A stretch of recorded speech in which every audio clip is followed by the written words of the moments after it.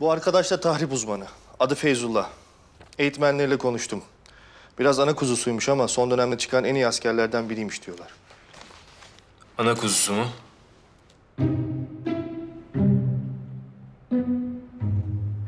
Teyzeciğim göremezsin oğlunu. Oğlum 2 dakika göreyim. Bak Feyzullah burnumda tutuyor. Ya sen dün gelmedin mi teyzeciğim? Görüşmediniz mi?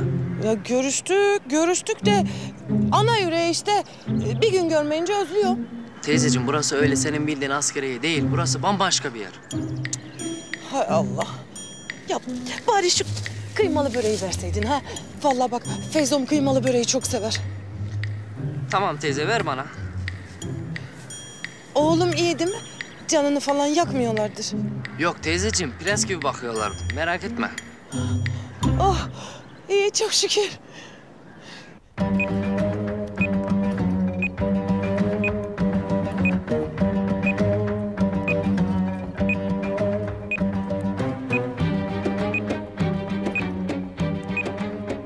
Yapabileceğim Feyzullah. Yapacağım komutanım. Bak bu bomba patlarsa ne olur biliyorsun değil mi? İkimiz de ölürüz komutanım. Hayır Feyzullah. Bana hiçbir şey olmayacak. Ama sen ananın kıymalı böreklerin yanına dönersin. Emredersiniz komutanım.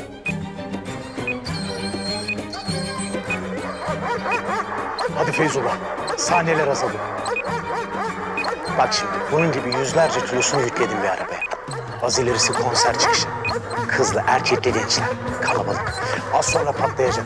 Böyle kollar, bacaklar etrafa saçılacak. Neden? Çünkü beceremedim.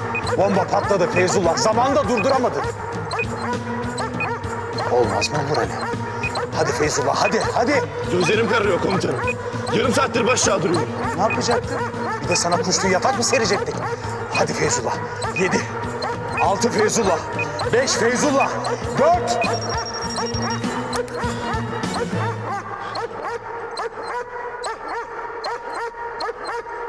Aferin Feyzullah. Herkesin hayatını kurtardın. Bunu daha önce yapabilen olmamıştı. Sağ olun komutanım. Hadi iyi günler Feyzullah. Komutanım, ben böyle mi kalacağım? Vallahi orasına karışmam. Bak başının çaresine. 10 dakika içinde atış poligonunda olmazsan kıymalı böreklerin tamamını yerim ona göre.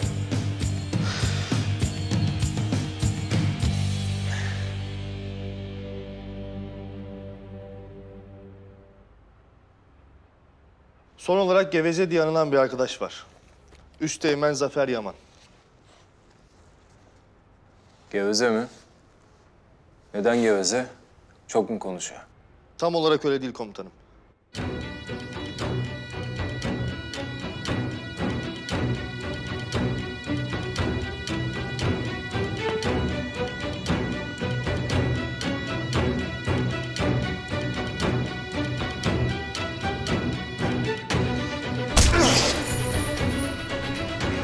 Konuşsana lan. Canım konuşmak istemiyor. Arazide kaç asker var? Konuşsana lan orospu çocuğu.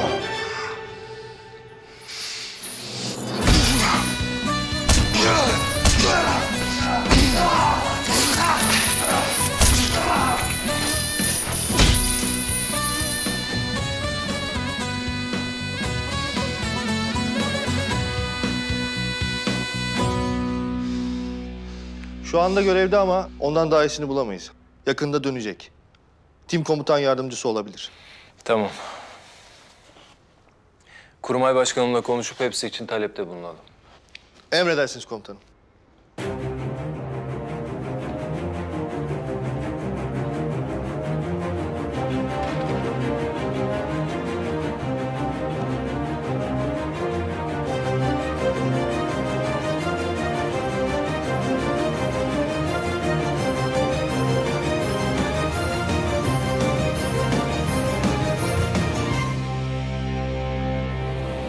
Komutanım, timin başına geçmesi için Üsteğmen Yavuz'u uygun görür müsünüz?